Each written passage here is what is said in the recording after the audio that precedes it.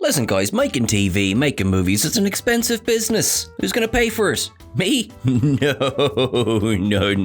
Unless they gave me a walk-on part, then I'd consider it. But in the meantime, I am Sean Ferrick for Trek Culture, and here are 10 times Star Trek reused props to cut corners.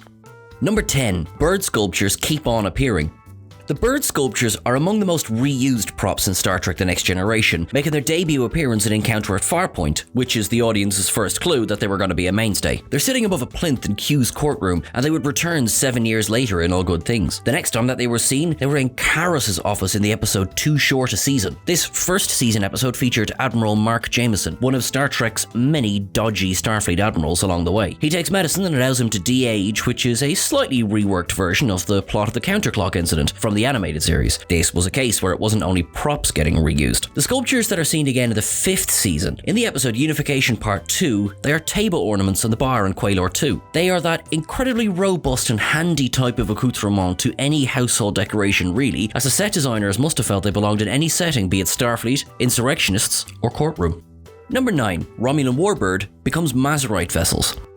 Andrew Probert designed the Diderotix-class Romulan warbird for Star Trek The Next Generation Season 1 finale, The Neutral Zone. While the ship would go through a couple of revisions, including one version where the wings were positioned vertically rather than horizontally, the final ship is one of the most recognizable vessels in the franchise. The bird-like wingspan that sits above and below the nacelles is almost triangular with rounded corners. Oddly enough, this design turned up in Enterprise's first season episode Fallen Hero. This was not simply a case of reusing a ship wholesale like the Tellarite vessel, as Doug Drexler discussed at one point. He described speaking to Rob Bonchoon, who was working in the art department on the show, who answered that it wasn't just reusing the warbird. Dan Curry, who was the head of the art department, pulled the top off an AMT model of the ship and ordered the team to design a new ship from the ground up using that piece. Both men agreed it was a bizarre decision, with the design far too obvious. It would appear again in Enterprise in the 3rd season episode Damage.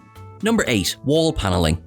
This wall paneling has been used many times in Star Trek. It contains US Navy sonobuoys, which are used in battle with submarines or occasionally found for sound experiments underwater. They're octagonal in shape, doubling up for many elements of the Star Trek universe. They were built into several wall sections in Star Trek II The Wrath of Khan, including a piece of Starfleet Academy that Kirk exits near the beginning of the film. They'd be reused again in the next film, becoming the walls of the transporter room that Uhura takes up her new post in. This looks like a complicated mass of piping and hoses, though in actuality it's a relatively simple mold. They pop up again in Star Trek The Next Generation. The episode Too Short a Season pops up again here, as they become the walls in the underground system of caverns that the criminal Karras is hiding in. They also go on to appear in the High Ground, A Matter of Honor, and Liaisons as well. They effectively became the standard backing panel when sets needed to look alien.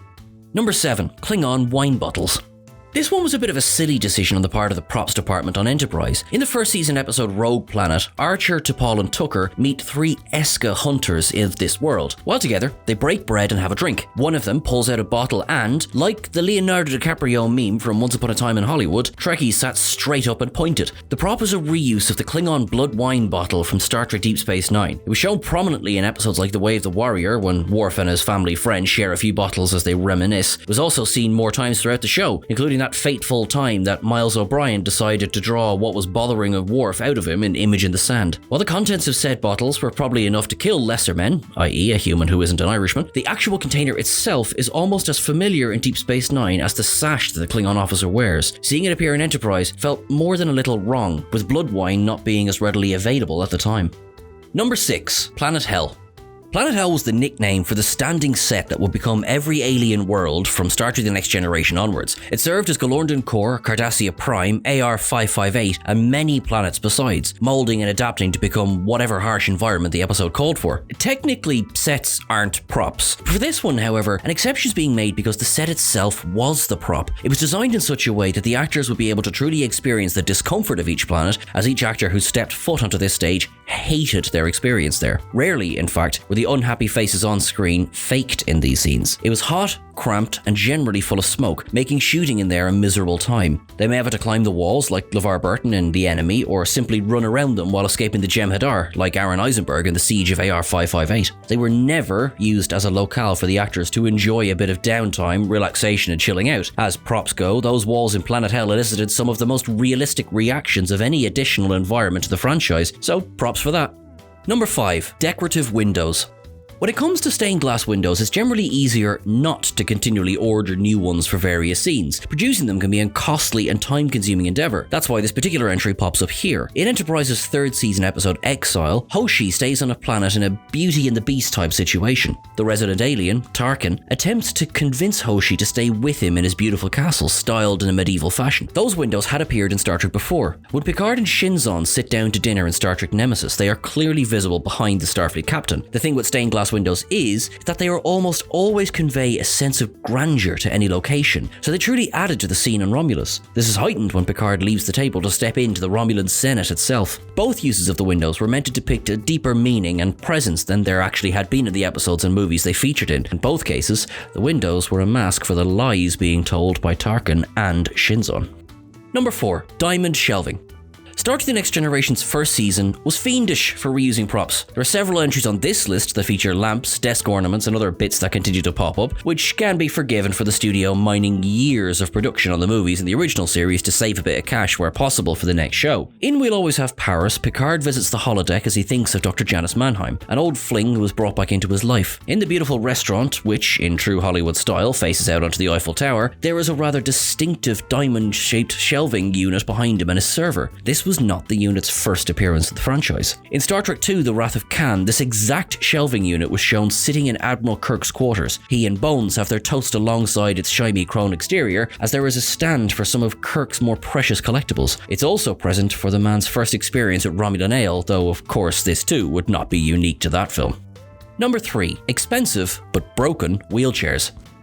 While this list at this stage could easily now be titled Curios from Too Short a Season, another item from the episode makes an appearance here. Admiral Mark Jameson's state-of-the-art wheelchair was an absolute nightmare during filming, which cost the production team $10,000 and a lot of stress. However, it did save them a few quid when it came to the end of the season. Removing the front panel, they used it for Commander Remick's command chair in Conspiracy. To this day, there was no reason for this room to exist in Starfleet Command, other than the fact that Remick needed to have a slow pivot and reveal. This is not a complaint, mind, as it was a scene that was very evocative of any Bond villain reveal. The chair was quite distinctive, particularly with the wooden panel that ran from the front up around the edges and connected at the back. It was a learning curve for the team. When Deep Space Nine episode Melora was in production, the team opted for a much more straightforward chair, making it far easier to manage in each scene.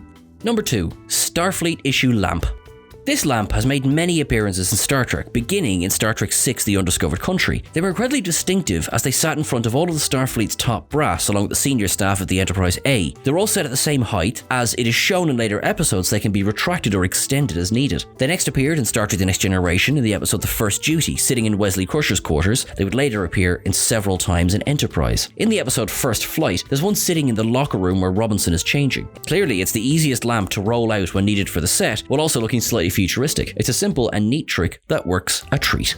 Number 1. Those tubes with the red lights. These are, to date, the most reused prop in all of Star Trek, crossing time boundaries and series themselves. They've appeared alongside Kirk, the Enterprise D, the NX-01, and even several appearances on Voyager. They were clearly chosen for their aesthetic, as they had a wonderfully alien tech look to them. There's also a bit of a hindrance to them. They're so iconic now that they instantly stand out in any scene that they're in. For example, in the Enterprise episode Cold Station 12, they're easily recognizable even with the lights inside switched off. Their first appearance was in Star Trek II: The Wrath of Khan, merely sitting in the control room aboard Regular 1, and from that day to this, there has never been much explanation as to what they do or why they're on board the ship. They've popped up in Data Lore, Quality of Life, and Inside Man as well, with each time simply in place for the characters to have a look at, without truly interacting with. They're similar to that potted plant you buy for the table in the hall. You walk past it every day and never look at it, but the second it's gone, the entire room is thrown into disarray. That's it for our list today, but I'm sure there are tons more props that have popped up time and time again. Please, if you can think of any, drop it into the comments below. Please don't forget to like, share, and subscribe, and remember that you can catch us over on Twitter at Trek Culture. You can catch myself at Sean Ferrick as well. And whatever you do, keep the cost down, reuse what you can, maybe use some fresh stuff for some other things, and live long and prosper. Thanks, guys.